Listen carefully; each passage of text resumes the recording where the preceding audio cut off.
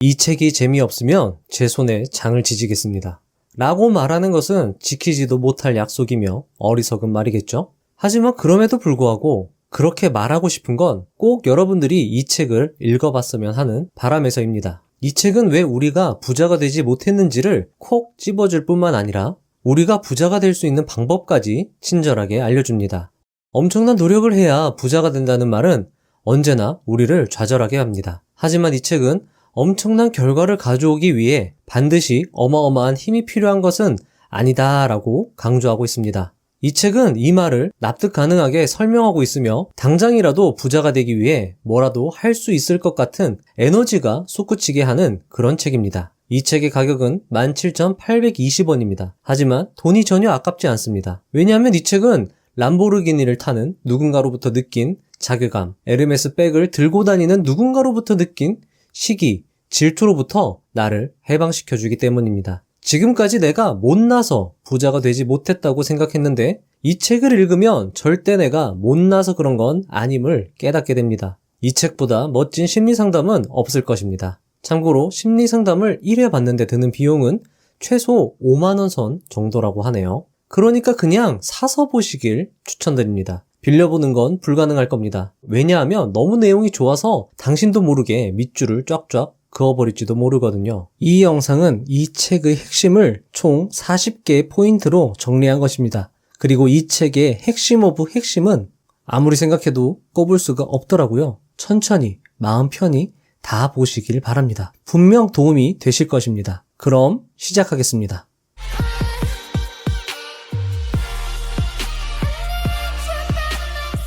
1. 돈을 버는 핵심은 따로 있는데 사람들은 언제나 번지수를 잘못 찾는다. 돈을 버는 것을 잘하는 것은 당신이 얼마나 똑똑한지와 별 상관이 없다. 중요한 건 당신이 어떻게 행동하느냐이다. 행동은 가르치기가 어렵다. 아주 똑똑한 사람에게조차 말이다. 따라서 아무런 금융 교육을 받지 못한 보통 사람도 몇 가지 행동 요령만 익히면 부자가 될 수 있다. 행동 요령은 IQ와 완전 별개의 것이다. 2.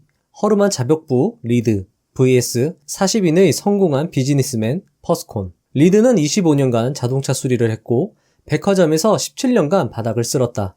38살에 방 2개짜리 집을 사서 죽을 때까지 그곳에서 살았다. 그의 가장 큰 취미는 장작 패기였으며 92세의 나이로 죽었다.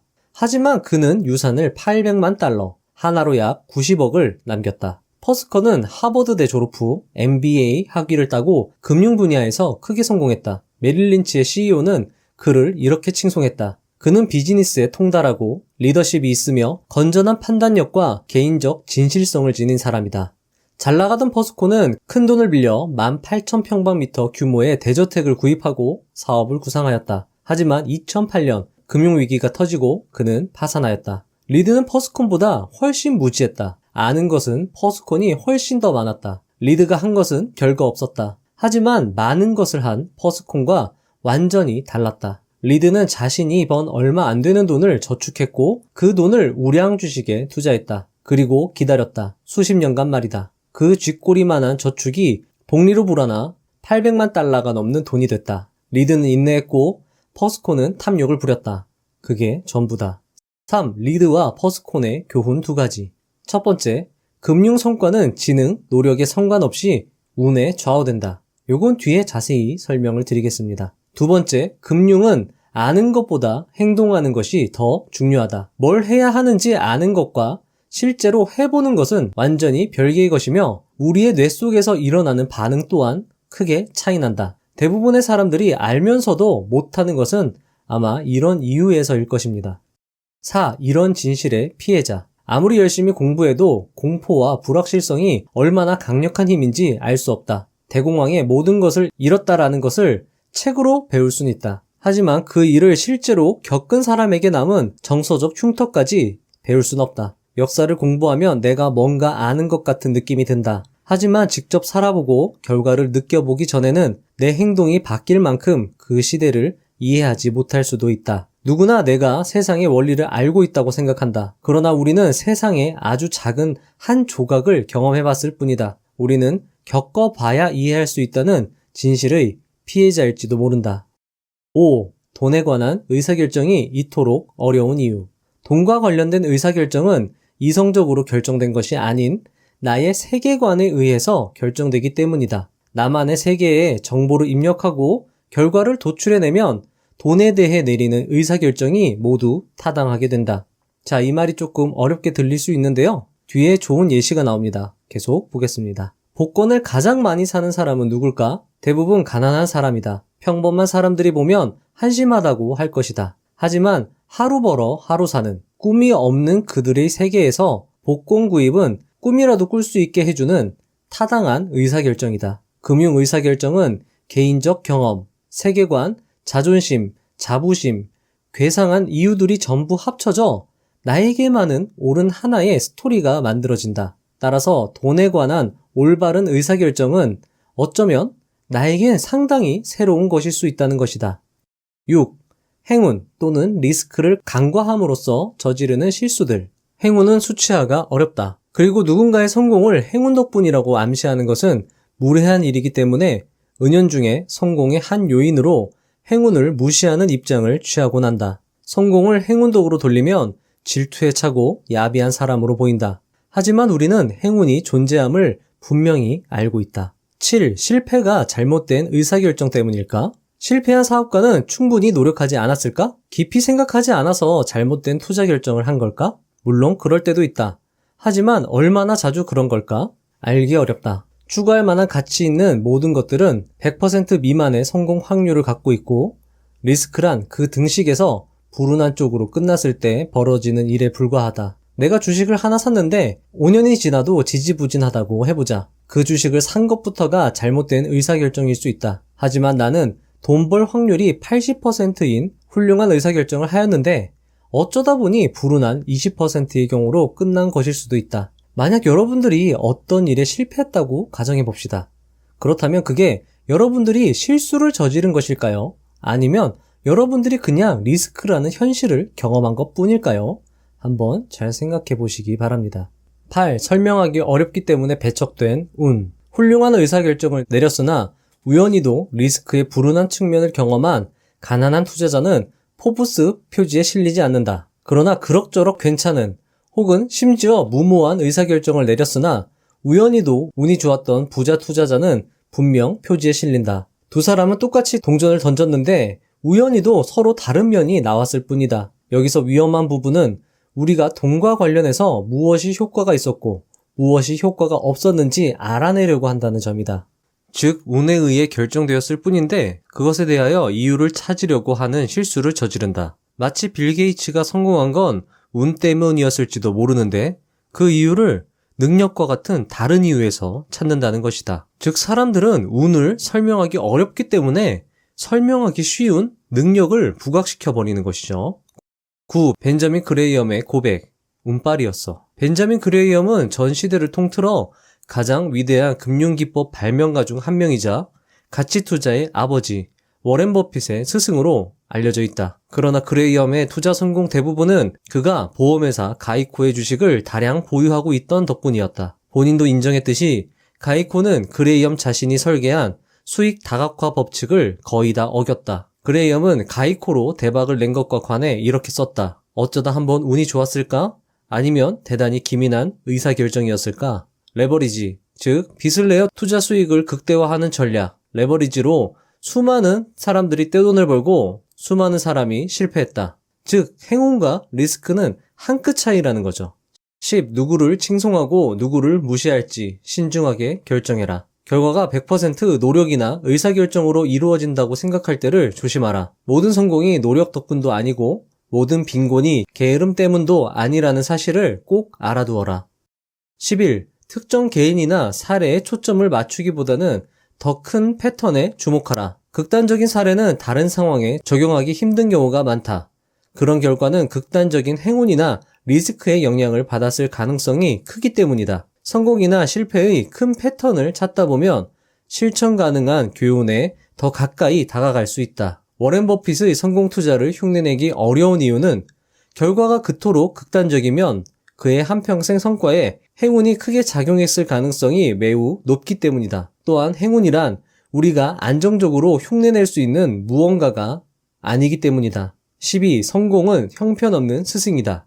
빌 게이츠. 상황이 극히 잘 돌아가고 있다면 당신이 생각하는 것만큼 상황은 좋지 않을 수도 있다는 점을 알아야 한다. 당신은 무적이 아니다. 행운이 당신에게 성공을 가져다 준 사실을 인정하면 행운의 사총격인 리스크의 존재 역시 믿어야 한다. 리스크는 당신의 성공 스토리를 단숨에 역전시킬 수 있다.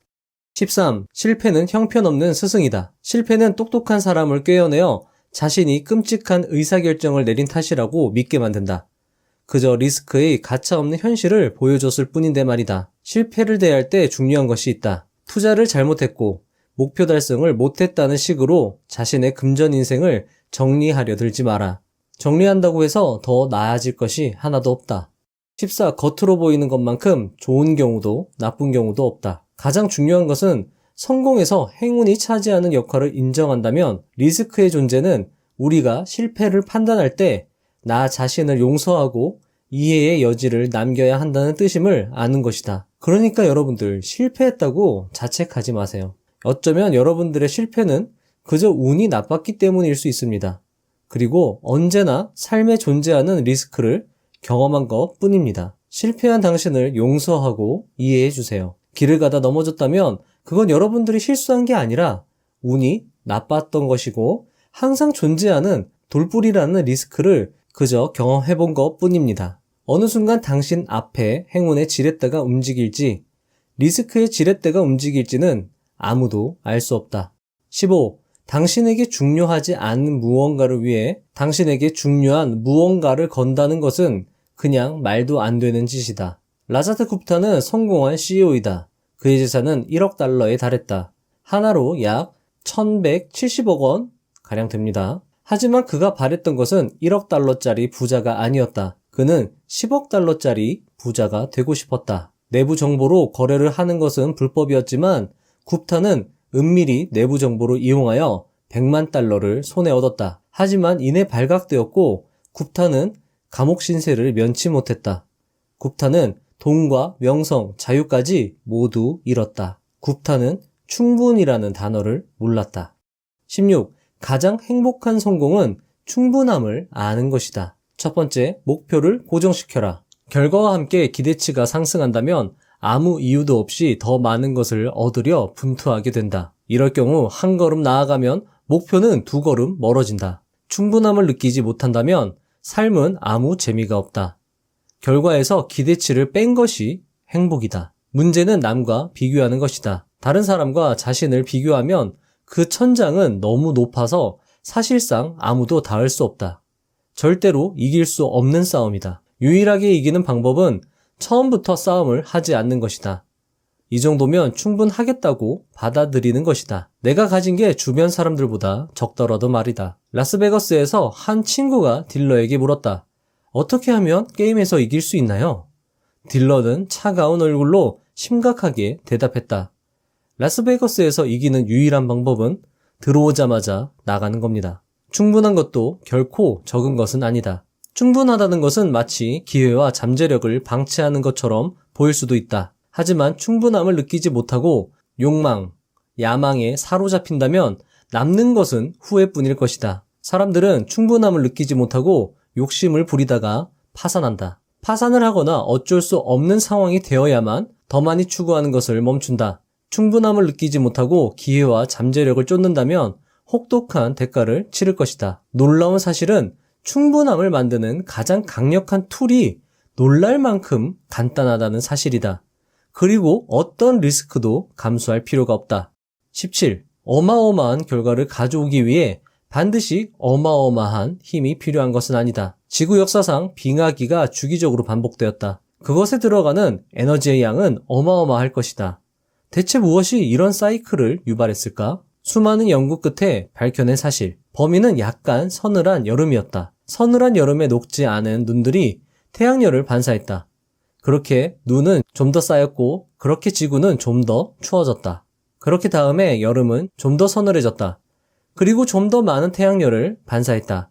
그렇게 시간이 흘러 빙하기가 찾아온 것이다. 여기서 놀라운 것은 비교적 작은 조건의 변화로 얼마나 큰 일이 벌어질 수 있는가 하는 점이다.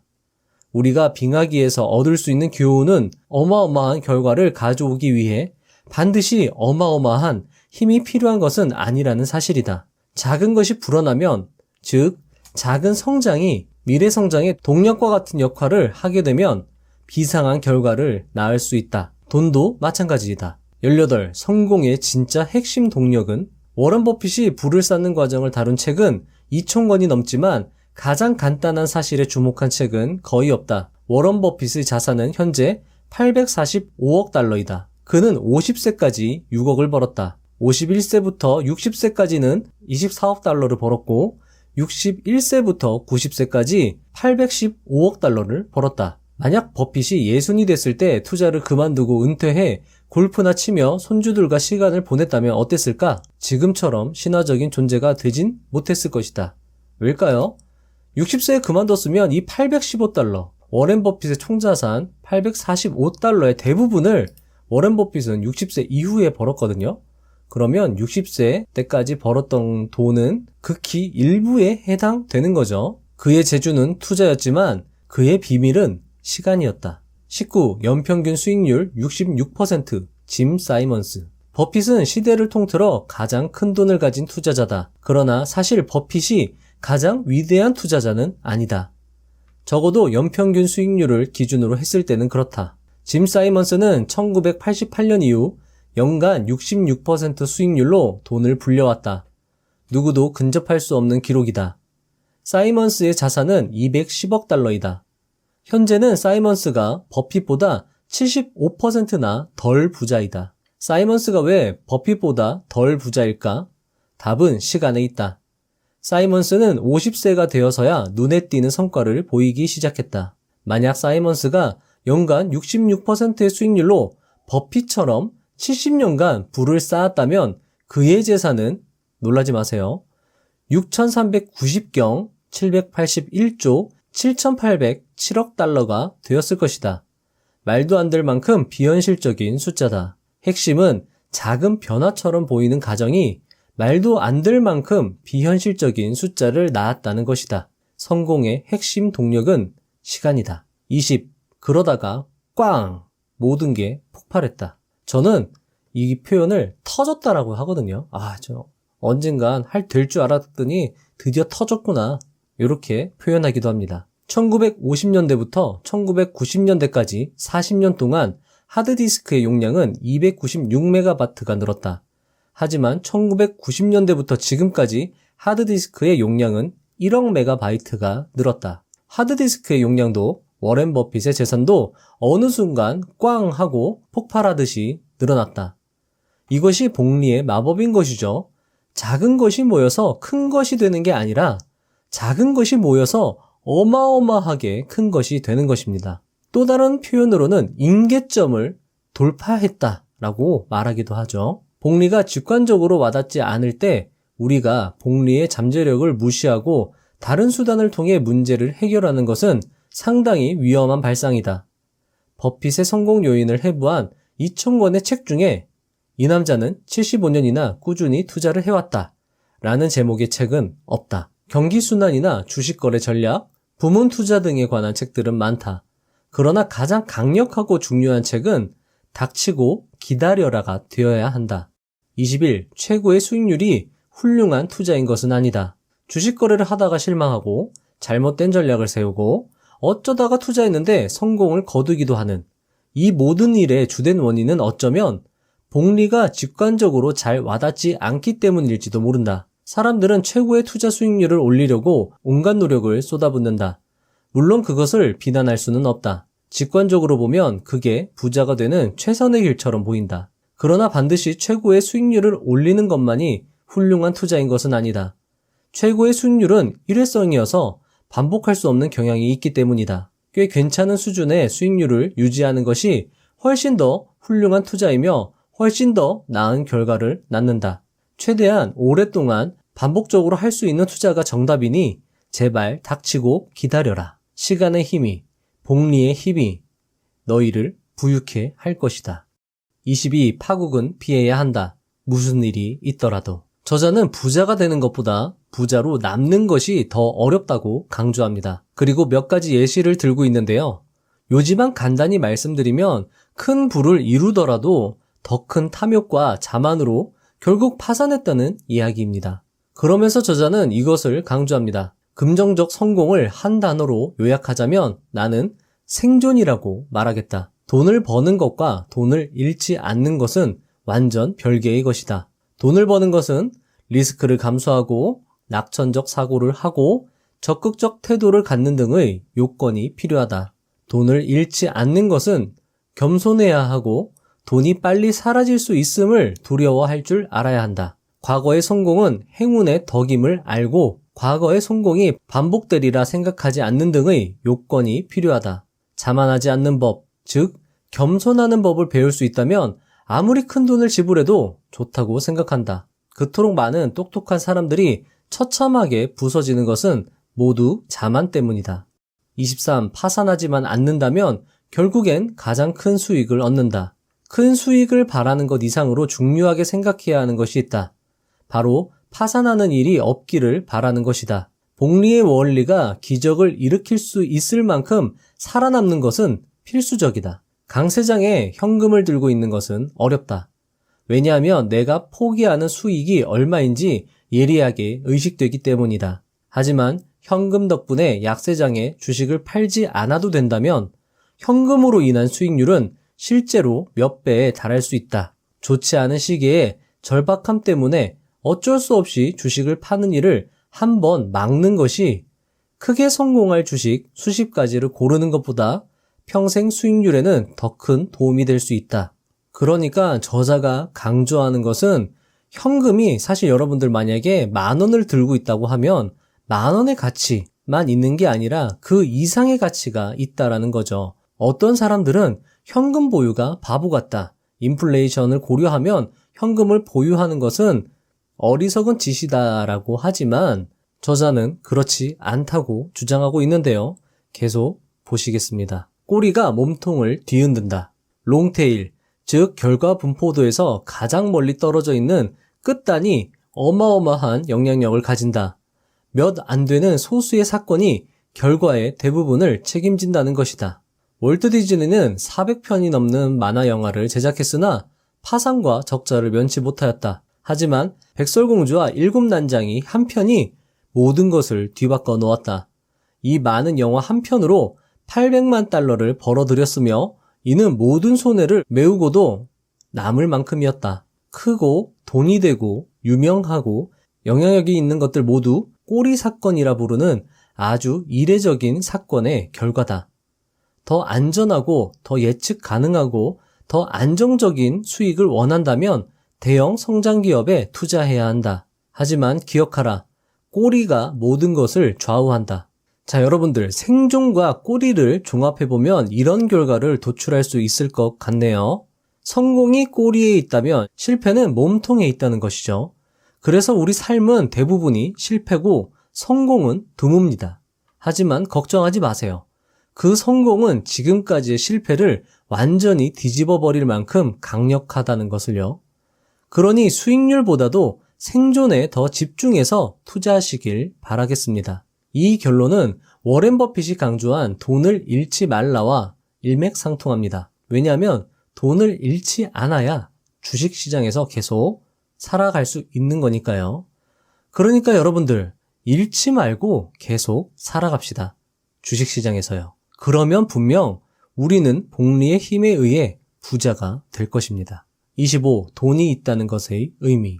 돈에 내재하는 가장 큰 가치는 내 시간을 마음대로 쓸 수 있게 해준다는 점이다.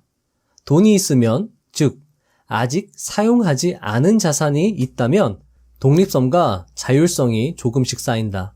언제 무엇을 할지 나에게 더 많은 결정권이 생긴다는 것이다. 돈으로 시간과 결정권을 산다는 것은 어지간한 사치품과는 비교할 수 없을 만큼 큰 가치이다. 세계 최대 온라인 인디 음악 시장 cdbaby.com의 창업자 데릭 시버스는 그의 친구가 어떻게 부자가 됐는지 묻자 이렇게 대답했다. 내가 부자가 된 순간은 나의 회사를 매각한 때가 아니라 12,000달러, 약 하나로 1,400만 원이거든요. 1,400만 원을 모아 다니던 직장을 때려치우고 전업 뮤지션이 된 그 순간이었다. 우리는 예전보다 더 많은 부를 누리고 있다. 하지만 또 그만큼 더 좋은 물건을 사는데 쓴다. 돈을 쓰는 만큼 자신의 시간에 대한 통제권을 더 많이 포기하는 것이다. 부는 늘었지만 자유는 줄었다. 명심하라. 자유의 시간을 마음대로 쓰는 것이 행복에 가장 큰 영향을 미친다는 것을. 여러분들, 행복을 위해선 돈이 필요합니다. 왜죠? 돈으로 시간을 살 수 있기 때문이죠. 하지만 돈으로 시간이 아닌 좋은 집, 좋은 차를 사버린다면 돈이 많아도 행복해질 순 없는 것이죠. 그리고 내 시간을 내 뜻대로 쓸 수 없다면 불운이 던지는 대로 무엇이든 수용하는 수밖에 없다. 26. 페라리가 주는 역설. 사람들은 페라리를 산다. 그리고 자신을 봐주길 바란다. 나를 보며 부러움과 존경, 경애를 느꼈으면 한다. 고급차, 명품백은 내가 성공했다는 강력한 신호라고 생각한다. 나는 똑똑해. 나는 부자야. 나는 고상한 취향을 가졌어. 나는 중요한 사람이야. 날 봐봐. 하지만 사람들은 페라리 주인을 보는 것이 아닌 페라리만 쳐다본다. 넋을 놓고 페라리의 아름다움에 취한다. 심지어 그들은 운전석에 앉아있는 자신을 상상한다. 페라리 주인은 안중에도 없다. 아무도 당신의 물건을 보고 당신을 존경하지 않는다는 것을 명심하라. 존경과 칭찬이 목표라면 배기량이 큰 차, 명품백, 사치품보다 겸손, 친절, 공감이 더 많은 존경을 가져다 줄 것이다. 27. 부의 정의. 부는 보이지 않으며 불안, 쓰지 않은 돈을 말한다. 1억짜리 차를 타고 있는 사람이 있다. 하지만 그 사람이 차를 할부로 샀는지 아니면 집은 허름한데 차만 좋은지 알 수 없다. 즉 1억짜리 차로 그의 부를 가늠하는 것은 불가능하다는 것이다.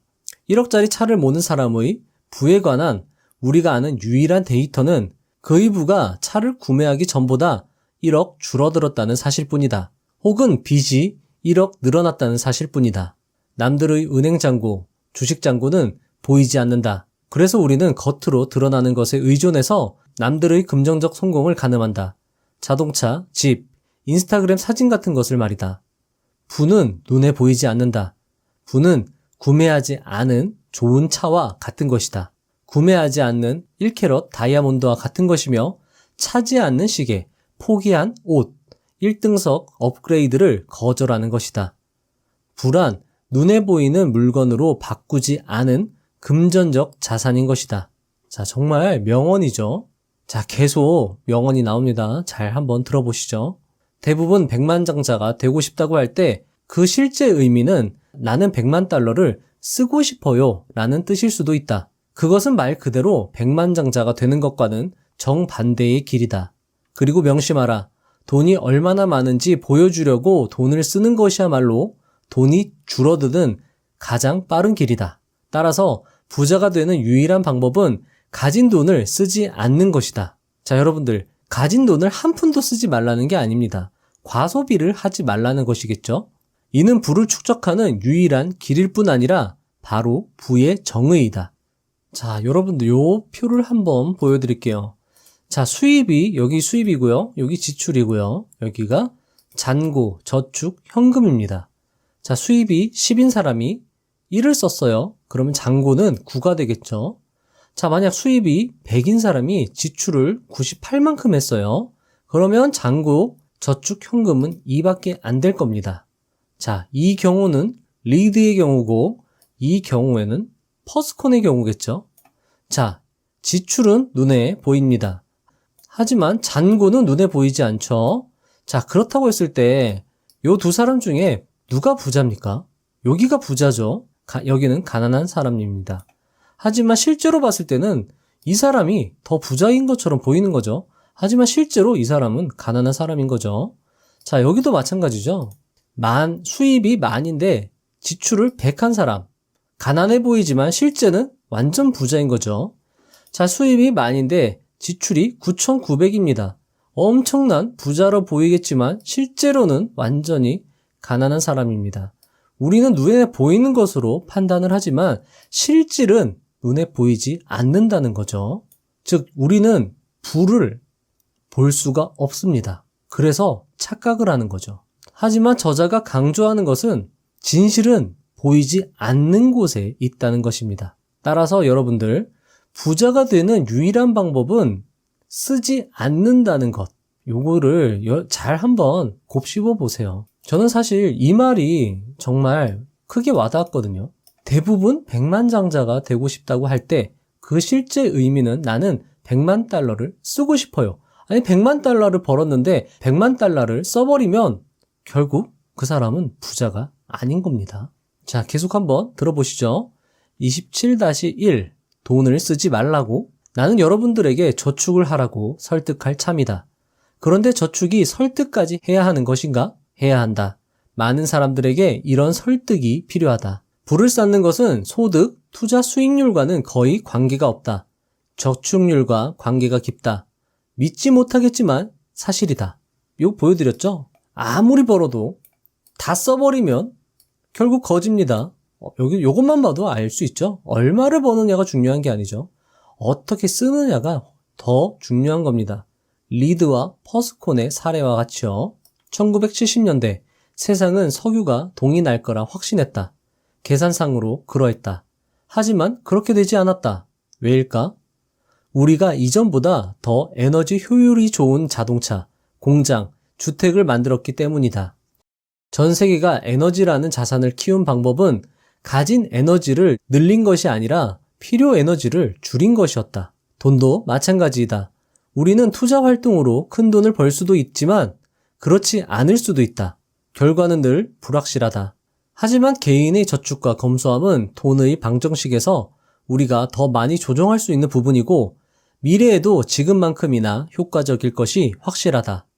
소득이 높지 않아도 부를 쌓을 수 있지만 저축률이 높지 않고서는 부를 쌓을 가능성이 전혀 없다. 써버리면 끝이다. 투자 수익률을 0.1% 올리는 것은 정말 힘들다. 일주일에 80시간은 죽어라 연구를 해야 한다. 하지만 라이프 스타일에 낀 거품을 2에서 3% 제거하는 것은 얼마든지 가능하다. 28. 저축은 위대한 구원자이다. 재무 상태를 성공적으로 유지하는 사람들 중에는 남들이 나에게 어떻게 생각하는지 눈꼽만큼도 신경 쓰지 않는 경우가 많다. 욕망을 줄이면 돈도 덜 쓸 수 있다. 남들이 나를 어떻게 생각하는지 신경을 덜 쓰면 욕망도 줄어든다. 돈은 금융보다 심리와 더 연관이 되어 있음을 명심하라. 지출 목표가 없는 저축은 우리에게 선택권과 유연성을 제공하며 내가 원하는 기회가 올 때까지 기다릴 수 있는 능력을 준다. 생각할 시간을 준다. 내 뜻대로 방향을 바꿀 수 있게 해준다. 저축하는 그 한 푼 한 푼은 다른 누군가가 가질 수도 있었던 미래의 포인트를 나에게 돌려주는 것과 같다. 자, 정말 멋진 표현이죠? 다시 한번 읽어봐 드릴게요. 저축하는 그 한 푼 한 푼 돈은 다른 누군가가 가질 수도 있었던 미래의 포인트를 나에게 돌려주는 것과 같다. 만약 내 시간을 내 뜻대로 쓸 수 없으면 불운이 던지는 대로 무엇이든 수용하는 수밖에 없다. 그러나 시간을 마음대로 쓸 수 있는 유연성이 있다면 황금 같은 기회가 눈앞에 뚝 떨어질 때까지 기다릴 여유가 있다. 이게 바로 저축의 숨은 혜택이다. 자, 여러분들, 저축의 숨은 혜택은 기다릴 수 있는 여유를 준다는 것이죠. 저축이 있다면 월급은 적지만 내가 바라는 더 큰 목적이 있는 직업을 선택할 수 있다. 저축이 있다면 간절한 순간 갑자기 찾아온 절호의 투자 기회를 잡을 수 있다. 저축은 우리의 인생을 구원할 수 있다. 29. 적당히 합리적인 것이 완벽히 이성적인 것보다 낫다. 저는 이것을 적정 수준에서 대략적으로 대충 하는 것이라고 종종 설명하곤 하는데요. 저자는 어떻게 말하는지 들어보시죠. 나는 이게 금융에서 가장 중요한 부분 중 하나라는 사실을 깨달았다. 금융에 관한 의사결정을 할 때 그냥 꽤 적당히 합리적인 것을 목표로 삼아라. 이게 더 현실적이며 장기적으로 유지할 확률이 높다. 돈 관리에서 이것이 가장 중요하다. 저자가 가장 중요하다 벌써 2번이나 강조했는데요. 꽤 적당히 합리적이게 행동하는 것 여러분들 꼭 머릿속에 명심해 주시기 바랍니다. 자, 계속 읽어드릴게요. 경제나 주식시장에 관한 예측은 대부분 끔찍할 만큼 빗나간다. 그러나 그런 예측을 해보는 것은 적당히 합리적인 행동이다. 자, 정말 중요한 내용입니다. 주식시장은 복잡 게임으로 대충 한 것이 정확하게 한 것보다 더 잘 맞을 수 있다는 겁니다. 앞뒤가 맞지 않는 것이 실제로는 맞을 수 있다는 것이죠. 저자의 말대로라고 하면 투자 전문가들은 누구나 납득할 수 있도록 전망치를 내놓지만 그들 스스로는 그 전망치가 절대 맞지 않는다는 사실을 잘 알고 있으며 그 투자 전문가는 자신의 전망치는 1도 고려하지 않은 채 투자를 감행할지도 모른다는 것입니다. 그리고 그 투자 전문가가 현명할수록 더더욱 그렇겠죠. 어떤 투자 전문가가 방송에서 내년에 코스피가 4천까지 올라갈 것이라고 멋들어진 이유를 들어 설명할지라도 자신의 주식 투자 비중은 조용히 줄이고 있을지도 모를 일인 것이죠. 실제로 고인이 된 뱅가드 ETF 창시자 존 보글은 자신이 만든 수동적 ETF를 홍보하면서도 본인은 능동적 헤지펀드나 뮤추얼 펀드에 투자했다고 하네요. 자, 이거에 대해서는 또 뒤에 계속 나오니까요. 또 계속 한번 읽어봐 드리겠습니다. 30, 100%는 이 세상에 존재하지 않는다. 그러므로 안전마진이 필요하다. 아무리 내가 옳다 해도 내 앞에 있는 칩을 몽땅 걸 수 있는 순간은 없다. 항상 뜻밖의 일이 벌어질 수 있다는 것을 명심해야 하며 실수에 대비한 여지를 마련해 둬야 함을 잊지 말아라. 주식 투자는 확률 게임이므로 현명한 투자자가 되려면 자신이 오를 확률이 높을 만큼 자신이 틀릴 확률 또한 높을 수 있다는 사실을 알아야 한다. 그래서 모든 전략은 전적으로 겸손에 의존하고 있어야 하며 모든 전략은 실수에 대한 대비와 여유가 마련되어 있어야 한다. 성공한 도박사 케빈 루이스는 이렇게 말한다. 어떤 변수가 발생하더라도 버틸 수 있을 만큼의 충분한 돈이 필요하다. 경험적으로 대략 기본 베팅 금액의 100배 정도는 가지고 있어야 한다. 벤저민 그레이엄은 안전마진으로 유명하다. 그는 안전마진의 목적은 예측을 불필요하게 만들기 위한 것이라고 했다. 이 간단한 말 속에 얼마나 강력한 힘이 있는지는 아무리 강조해도 지나침이 없다. 안전마진, 즉 실수에 대한 여지 또는 여분, 이것은 확실성이 아니라 확률에 의해 지배되는 세상을 안전하게 헤쳐나가는 가장 효과적인 방법이다. 자, 여러분 요거 한번 쉽게 설명해 드릴게요. 예전에 영상에서도 말씀을 드린 건데요. 어떤 종목의 현재가가 10,000원인데 적정 주가를 계산해 봤더니 20,000원이라고 나온다고 가정을 해봅시다. 자, 그러면 수익률은 100%인 것이죠. 하지만 언제나 예상한 대로 되지 않기 때문에 안전마진을 고려해서 적정 주가를 20,000원이 아니라 15,000원이나 17,000원으로 낮추는 것이죠. 기대치를 낮추는 것입니다. 박용옥 투자자님처럼 적정 주가가 20,000원으로 계산되었다면 17,000원 정도에 대충 매도해버리는 겁니다. 좀 더 기술적으로 접근한다면 15,000원 선부터 분할 매도하면 훨씬 더 낫겠죠. 저는 이 전략을 목표주가 익절법이라고 명명하여 이 영상으로 소개해드린 적이 있습니다. 꼭 참고해보시기 바랍니다. 어쩌면 안전마진이란 기대치를 낮추는 기술이라고 봐도 무방하겠네요. 자, 이런 식으로 제가 영상에서 설명을 드렸는데요. 30% 수익 달성 시 보유주수의 25%를 매도하고 50% 수익 달성 시 또 25% 매도, 70% 수익률 달성 시 다시 25% 매도, 이런 식으로 분할 매도를 하는 겁니다.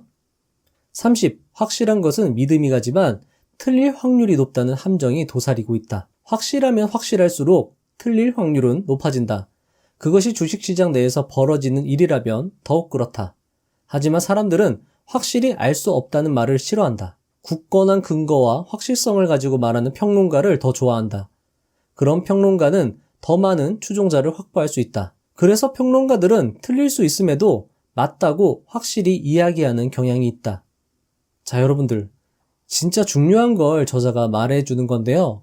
만약 누군가가 확신에 차서 혹은 확정적으로 무언가를 이야기한다면 그 이야기의 의도를 잘 파악할 필요가 있습니다. 그리고 그 이야기를 한 번쯤은 의심해 봐야 합니다. 제가 얼마 전에 유명 유튜브 채널을 봤는데 부동산으로 큰 돈을 번 자산가가 나와서 내년 부동산 시장을 전망하더라고요. 너무나도 근거 있는 말과 자신 있는 어투에 듣고 있는 저는 금세 그분에게 빠져버렸습니다. 하지만 이내 아차 싶었습니다. 아, 내가 홀렸구나 라는 생각이 들었습니다. 그래서 여기저기 전화로 물어봤어요. 그 사람의 의견에 대해서요. 의견이 상당히 갈렸는데 부동산에 일가견이 있는 저의 와이프는 조심스럽게 반대 의견을 내었습니다. 저는 확신에 찬 전문가보다 겸손한 여자의 감이 더 낫다고 생각하고 그 전문가의 이야기는 그냥 참고만 해야겠다라고 생각을 했습니다. 워낙 그 사람이 부동산 시장에 대해서 기대치를 높게 얘기하길래 저는 좀 기대치를 낮춘 것일 수도 있습니다. 저희 와이프의 의견을 기대서 제 기대치를 낮춰버린 거죠. 여러분들도 기대치를 자꾸 낮추려는 연습을 하시면 좋을 것 같습니다. 자, 여러분들 기대치를 낮춘다고 여러분들이 절대 부자가 되지 못하는 거 아니에요. 중요한 건 기대치가 아니라 중요한 건 수익률이 아니라 시간이라는 겁니다. 더 오래, 더 장기 투자할수록 우리가 부자가 될 수 있는 확률은 복리의 마법으로 꽝 터지듯이 늘어난다는 거죠. 32. 실수에 대한 대책, 현금. 실수를 할 수 있음을 인정하고 대책을 마련해 두는 것은 어느 정도의 잠재적 결과를 견딜 수 있게 한다. 버틸 수만 있으면 확률이 낮은 상황에서도 이득을 취할 때까지 살아남을 수 있다. 따라서 자신의 전략 속에 실수에 대비한 대책, 현금을 충분히 포함시킨 사람은 어려움에 처하더라도 경쟁 우위에 설 수 있다. 워렌 버핏도 언제나 충분한 현금을 가지고 있다고 말하고 있으며 빌 게이츠도 아무런 수입이 없어도 1년 동안 직원의 월급을 줄 수 있을 만큼 은행에 충분한 현금을 보유하고 있다고 말하고 있다. 자, 여러분들 한번 정리해 볼게요. 욕심, 즉 기대치를 낮추는 것이 중요합니다.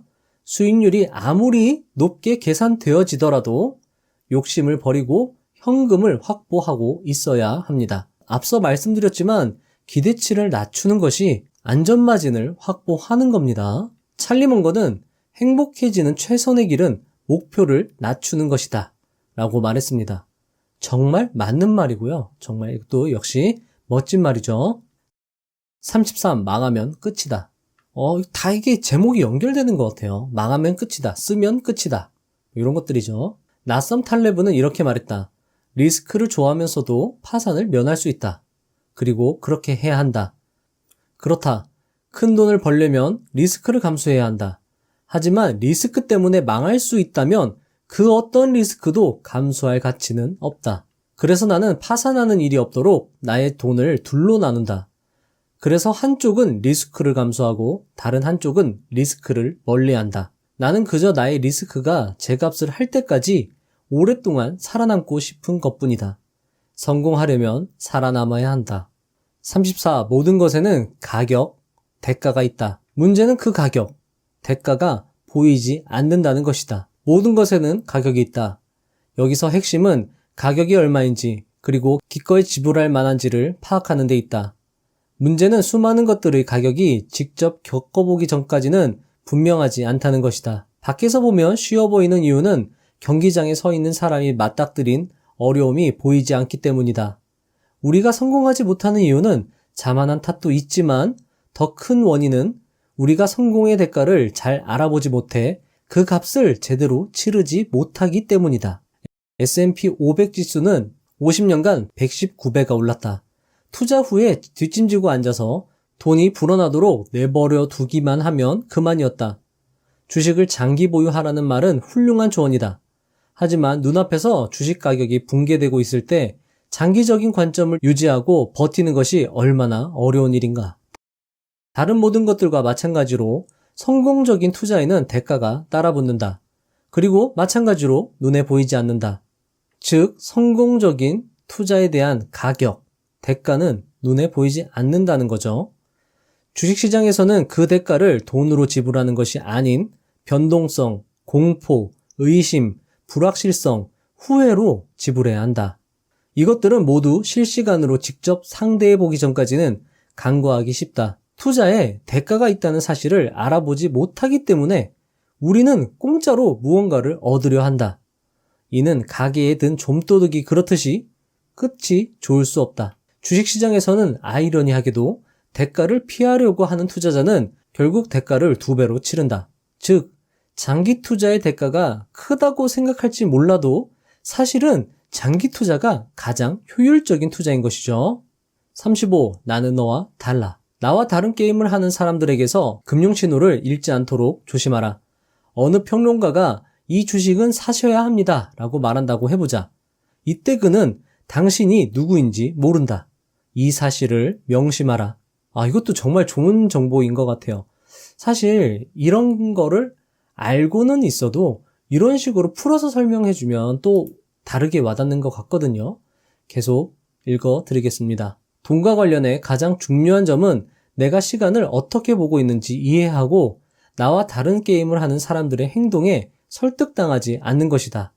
당신이 지금 어떤 게임을 하고 있는지 파악하는데 비상한 노력을 기울여라. 여기에 노력을 많이 기울이라고 했잖아요. 어떤 게임을 하고 있는지 저는 이렇게 말씀드리고 싶습니다.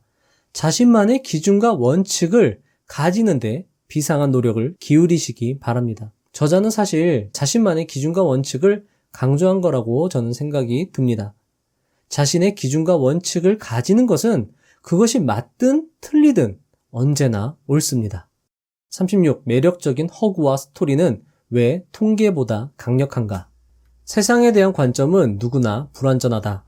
우리는 그 구멍을 메우기 위해 스토리를 만들어낸다. 우리는 예측 가능하고 통제 가능한 세상에서 살고 싶어 한다. 그리고 그런 믿음을 갈구한다. 그래서 그 필요를 충족시켜주겠다고 약속하는 권위 있게 들리는 사람들에게 의지한다. 자, 여러분들 꼭 명심해 주세요. 주식시장은 복잡계입니다. 즉 설명이 불가능한 영역인 것이죠. 주식시장에서 설명이 불가능한 것일수록 진실일 확률이 높다는 겁니다. 하지만 사람들은 복잡계인 주식시장을 설명하기 위해서 스토리를 억지로 밀어넣습니다. 그 스토리는 억지로 만들어낸 것이지만 근거와 이유가 충분하기 때문에 아주 매력적으로 들립니다. 하지만 틀렸죠. 저자가 앞서 강조했던 것처럼 주식시장은 적당히 합리적인 수준으로 본인 스스로 납득 가능한 결정을 하면 되는 것이지 누구의 말을 듣고 결정할 문제가 아니라는 것입니다. 다른 사람의 말은 나의 결정을 위한 참고자료로 사용하시길 바라겠습니다. 자, 지금 이 방송을 듣는 지금 이 순간에도 말이에요, 여러분들. 항상 생각하고 의심하시기 바랍니다. 생각하시는 습관을 들이시길 바랍니다. 심사숙고하시길 바랍니다. 그게 정답입니다. 답은 여러분들에게 있습니다. 37. 아무도 믿지 말아라. 포트폴리오 매니저 중 절반은 자신의 펀드에 한 푼도 투자하지 않는다고 한다. 사악하게 보일 수도 있는데 어느 정도의 위선을 보여주는 통계임에는 분명하다. 남에게 추천하는 것과 내가 다르게 행동하는 것이 나쁘다고만 볼 순 없다. 하지만 여기서 반드시 알아야 하는 것은 보편적인 진리는 없으며 자신에게 맞는 방법을 찾아야 한다는 것이다. 즉, 자신만의 기준과 원칙이 되겠죠?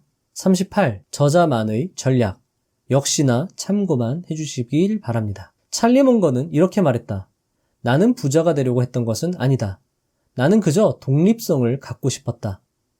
독립성은 늘 나의 경제적 목표였다. 독립성을 유지하는데 굳이 고소득이 필요한 것은 아니다. 중요한 것은 기대치를 낮추고 내가 가진 것보다 낮은 수준의 생활을 하는 것이다. 소득 수준이 어떻든 상관없이 독립을 좌우하는 것은 저축률이다. 그리고 소득이 일정 수준 이상일 때 저축률을 좌우하는 것은 생활 양식에 대한 기대치를 낮추는 것이다. 진정한 성공이란 극심한 경쟁의 쳇바퀴에서 빠져나와 내 활동을 마음의 평화에 맞추는 것이다. 자, 이 말도 이게 정말 중요한 말이죠. 라스베가스에서 승리하는 방법은 라스베가스에 들어갔다가 나오는 겁니다. 그 극심한 경쟁 속 쳇바퀴에서 빠져나와서 나의 활동을 마음의 평화, 기대치를 낮추는 것, 거기에 맞춘다는 것이죠. 찰리 멍거는 이렇게 말했다. 복리의 첫 번째 규칙은 절대로 쓸데없이 손대지 않는 것이다. 그리고 쓸데없이 손대지 않기 위해서는 현금이 반드시 필요하다. 39. 인덱스 펀드 투자, ETF 투자를 말하는 거죠. 나는 적극적으로 개별주에 투자하는 것을 반대하지 않는다. 하지만 나는 저비용 인덱스 펀드, ETF에 투자한다. 투자 노력과 투자 결과 사이에는 상관성이 거의 없다. 자, 40. 오늘 영상의 결론입니다. 겸손하자. 자만하지 말자. 틀릴 수 있음을 항상 기억하자. 두 번째, 욕심 부르지 말자. 기대치를 낮추자. 만족하자. 세 번째, 저축하자. 현금 확보하자. 네 번째, 자신만의 기준, 원칙, 전략을 정립하자. 세상은 사기꾼 투성이다. 다섯 번째, 끝까지 버티고 살아남자. 복리마법의 핵심은 수익률이 아니라 시간이다. 여섯 번째, 성공과 실패는 운빨이다. 답은 없으니까 적당히 합리적인 수준으로 대충 스스로 하자. 일곱 번째, 노페인, 노게인. 어떻게든 대가를 치르자. 대가를 치르는 게 훨씬 효율적이고 편한 방법이다. 자, 여러분들. 오늘 영상도 상당히 길었는데 여기까지 보셨다고 하면 정말 대단한 겁니다. 여러분들은 부자가 될 자격이 충분합니다. 그리고 아마 오늘 영상으로 많은 것을 배우셨으리라. 그리고 많은 내적 울림이 있었을 거라고 생각이 듭니다. 수익률을 높이려고 노력하는 것보다 내 자신, 나한테 답이 있다고 그랬죠? 내가 좀 덜 쓰는 게 훨씬 더 낫다는 겁니다. 결국 이래나 저래나 답은 나한테 있습니다. 저희한테 있어요. 우리에게 있습니다. 답을 괜히 다른 곳에서 찾지 말고요. 내 자신에서 스스로 찾는 연습을 해보시길 바랍니다. 그리고 내 자신에서 답을 찾는 가장 효율적인 방법은 역시나 책을 읽는 거죠. 저와 함께 계속 책 읽으면서, 그리고 책만 읽으면 되는 거 아닙니다, 여러분들. 책을 꼭 활용해서 실천을 해보셔야 합니다. 그래야 진정으로 내게 되거든요. 자, 꼭 실천해 주시길 바라겠습니다. 감사합니다. 부자가 되는 지름길로 저와 함께 달려가시죠.